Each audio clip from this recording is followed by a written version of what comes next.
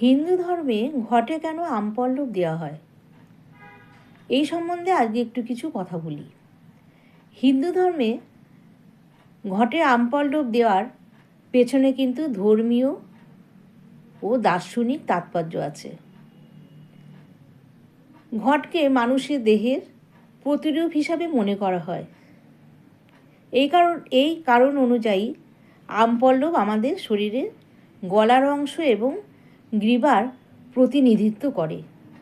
শাস্ত্রীয় মতে ঘটে 5টি আম পাতা রাখা হয়, যা ক্ষিতি, অপ, তেজ, মরুত এবং বোম হিসাবে পঞ্চমহাভূতের প্রতীক। মানুষের 5টি ইন্দ্রিয়ের নির্দেশ করে এই 5টি পাতা। আম পল্লবকে দেবতাদের আসনে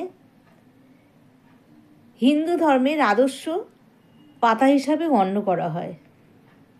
আর আম পাতা কী করে, দৈব শক্তিকে আকর্ষণ করে এবং পুজোর সময় সেই শক্তিকে ঘটে ধরে রাখতে সাহায্য করে।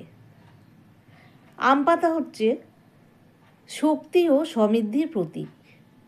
এই কারণে হিন্দু শাস্ত্রে আম পাতাকে কিন্তু আমরা ঘটে রাখি এবং সেখানে 4টি নয়, 3টিও নয়, সেখানে 5টি আম পাতা থাকতেই হবে। এই কারণে আম পাতা ঘটে দেয়া হয়।